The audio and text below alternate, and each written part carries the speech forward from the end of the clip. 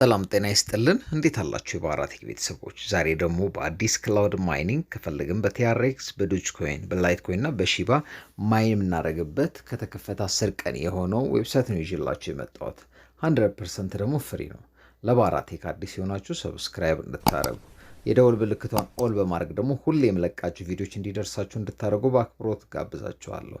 ሊንኩን ዲስክሪፕሽን ቦክስ ላይ ቁጭ አድርጌላችኋለሁ። በዛ እንድትገቡ ደግሞ ጋብዛችኋለሁ። ፍሪ ማይኒንግ ደግሞ ታገኛላችሁ። በዛ ስለገባችሁ 5% ታገኛላችሁ ማለት ነው። ይሄው እዚህ ጋር ፈጣን ዊዝድሮል ነው ያለው። 2 ሌቭል አፊሊየት ፕሮግራም አለው። ፍሊፕ ቦነስ ደግሞ በየ6 ሰዓቱ አለው ማለት ነው። በዛም ደግሞ ከ1 እስከ 5 ጊጋሄርዝ ማይኒንግ ፓወር ማግኘት እንችላለን። ፕላኖች አሉት ኢንቨስት ማድረግ ከፈለግን። እኔ ግን ዛሬ ማሳያችሁ እያንዳንዱን ነገር በፍሪ ፕላን ነው ማለት ነው። ስለዚህ ሬጂስተር ለማድረግ ከላይ ሬጂስተር ምትሏን አንዴ ትጫኗታላችሁ።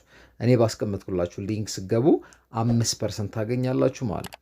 ኢሜይላችሁን ታስገባላችሁ። ከዛ በኋላ ኢሜይል ካስገባችሁ በታች ዩዘር ኔም ታስገባላችሁ።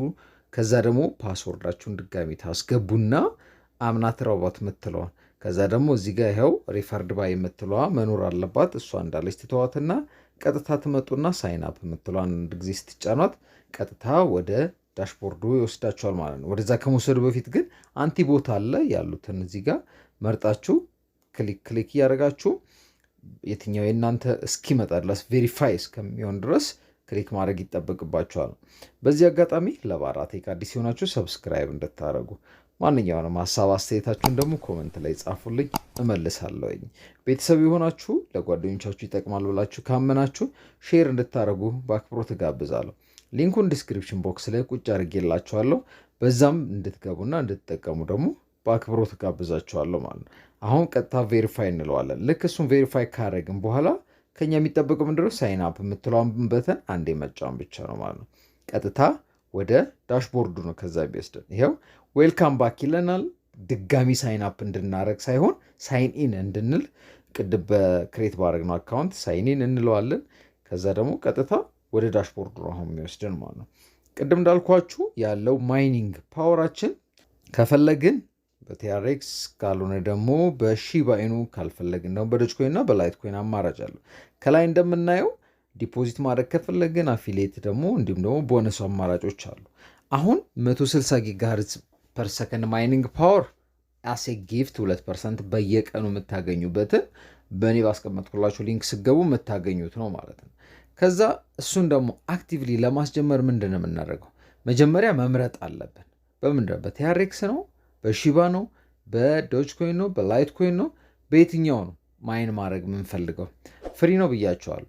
እሱን ከፈለግና ከወሰንም በኋላ ቀጥታ ምንድን የምንለው ለምሳሌ በቲአርኤክስ ከሆነ 160% እናደርግና ሴቭ ማለት አለብን። ልክ ሴቭ ስንለው በቲአርኤክስ ማይኒንጉ ይጀምራል ማለት ነው። አይ በቲአርኤክስ ደግሞ አልፈልግም እኔ የምፈልገው በሺባ ኢኑ ነው ካላችሁ ቲአርኤክሱን 0 ላይ እንመልሰዋለን። ስለዚህ እሱን ቲአርኤክሱን ወይ ደግሞ ትሮኑን 0 እንመልስና ሺባ ኢኑን ደግሞ ቀጥታ ወስደን 100 እስከሚሆን ወይ ደግሞ ያለን ማይኒንግ ፓወር በሙሉ እስከምንጠቀም ድረስ እናደርግና ሴቭ እንለዋለን። ሴቭ ካላልን ምንም አያረግም፣ ለውጥ አያረግም ማለት ነው። ስለዚህ እሱን ሴቭ ስንለው ምን እያደረገ ነው? አሁን ሺባ ኢኑ ማይን ማድረግ ጀምሩልናል ማለት ነው። እንደገና ደግሞ አይ ሺባ ኢኑ አይደለም የምፈልገው በዶጅ ኮይን ነው ካላችሁ ሺባ ኢኑን 0 ላይ አድርጋችሁ ዶጅ ኮይኑን ስንት ታደርጉታላችሁ? 100 ወይ ደግሞ እስከ መጨረሻ ድራግ አድርጋችሁ ተወስዱትና ሴቭ ትሉታላችሁ። በዚሁ መልኩ ደግሞ አሁንም ሴቭ ካላችሁ በኋላ ካልፈለጋችሁ በዶጅኮይን ማይን ማድረግ ካልፈለጋችሁ በምንድን ነው የምታደርጉት? በላስት አማራጫችን ላይትኮይን ነው። ላይትኮይን ላይ ያለውን እስከ 100 ተወስዱትና ከዛ በኋላ ቀጥታ የምትሉት ምንድነው? ሴቭ ትሉታላችሁ። በላይትኮይን ማይን ማድረግ ይጀምራል ማለት ነው። እኔ ግን መመክራችሁ ወይ በቲአርኤክስ ወይ በዶጅኮይን ብትጠቀሙ ጥሩ ነው ብዬ አስባለሁ። እኔ አሁን ለምሳሌ በቲአርኤክስ ነው መጠቀም የምፈልገው። ስለዚህ የቲአርኤክስ 100 አድርገውና የላይት ኮይኑን 0 ላይ መልሼ ምን ማድረግ አለብኝ? ሴቭ ማድረግ አለብኝ ማለት ነው። ስለዚህ ይሄንን ላይት ኮይኑን 0 አደረኩት፣ ቲአርኤክሱን 160 ላይ አደረኩት፣ ሴቭ አደረገዋለሁ። ከዛ ማይኒንጉ ይቀጥላል ማለት ነው። ሌላው በየ6 ሰዓቱ እየመጣን ነው። ቦነስ መሞከራችንን መርሳት የለብንም። እሱን እንዳትረሱ። ሊንኩን ዲስክሪፕሽን ቦክስ ላይ ቁጭ አድርጌላችኋል። እስቲ ቦነሴን እንሞክር። ቀጥታ እንደዚህ ስትመጡ ሁለት አማራጮች አለ። አንደኛው በየ6 ሰዓቱ ጌት ቦነስ ምትሉ ነው። ሌላው ደግሞ በዩቲዩብ ቪዲዮ ሰርታችሁ እሱን ለሰራችሁበት ደግሞ ከ20 እስከ 8000 ጊጋሄርዝ ፐር ሰከንድ ማይኒንግ ፓወር ልታገኙ የምትችሉበት አማራጭ ነው። ግን እኔ አሁን እስቲ ጌት ቦነስ ምትለዋን ብቻ እንሞክርና ስንት ይሰጠኝ ይሆን ከ1 እስከ 5 ጊጋሄርዝ። አሁን እዚህ ጋር 3 ጊጋሄርዝ ሰጥቶኛል። ጌት ቦነስ ምትለዋን አንዴ ጫናት አለው ኮንፊርም ለማድረግ ይኸው ከታች አረንጓዴ ሰክሰስፉል ይለኛል 3 ጊጋሄርዝ ፐር ሰከንድ ማይኒንግ። ስለዚህ ከላይ እዛ ግራ በኩል ያለችው ማይኒንግ የምትለዋን አንድ ጊዜ እንጫናታለን። ይሄው 163 አድርጎልኛል። 3 ጂኤችኤስ ፐር ሰከንድ ማይኒንግ ፍሪ አለ። እሱን እንጠቀምበታለን ማለት ነው። ይህንን በየ6 ሰዓቱ እየመጣችሁ ክሌም ማድረጋችሁን ግን እንዳትረሱ። ሊንኩንም ዲስክሪፕሽን ቦክስ ላይ ቁጭ አድርጌላችኋለሁ። ከዛ ደግሞ ዲፖዚት ማድረግ ከፈለግን ወይ ደግሞ ማይኒንግ ፓወራችንን መጨመር እንፈልጋለን አሁን ያለው አይበቃም ካላችሁ ማለት ነው ከአራቱ አሁንም ትመርጣላችሁ። ለምሳሌ ትሮንን ከመረጣችሁ በኋላ አንድ ዩኤስዲቲ ወደ 12.28 ቲአርኤክስ ነው። ስለዚህ 10 ዩኤስዲቲ ወይ ደግሞ 122 ቲአርኤክስ ኢንቨስት ባረግ በቀን ውስጥ ስንት አገኛለሁ? ወይ ደግሞ ማይኒንግ ፓወሬ 400 ጊጋሄርዝ ፐር ሰከንድ ማይኒንግ ፓወር ይኖረኛል። ፕሮፊቴ $0.25 በየቀኑ ይሆናል ማለት ነው። አይ $100 ደግሞ ኢንቨስት ባረግ እስቲ ያ ደግሞ ምንድነው 1228 ቲአርኤክስ ኢንቨስት ብታረጉ ማለት ነው በየ4000 ማይኒንግ ፓወር ጊጋሄርዝ አላችሁ በየቀኑ $3 ታገኛላችሁ ማለት ነው። አይ እኔ ደግሞ ከዛ በላይ አቅም አለኝ ከፍ ያለ እስቲ 1000 ወይ ደግሞ 500 ማይኒንግ ፓወር ወይ ደግሞ $500 ኢንቨስት ባረግ ስንት ላገኝ ይችላል ብላችሁ ካሰባችሁ ደግሞ 20000 ጊጋሄርዝ ፐር ሰከንድ ነው በየቀኑ ደግሞ $20 ታገኛላችሁ። እሱን እንግዲህ ባሉት አማራጮች በሺባይኑ በዶጅኮይን እና በላይትኮይን እንዲሁም በቲአርኤክስ መርጣችሁ በወደዳችሁት ኢንቨስት ማድረግ ትችላላችሁ።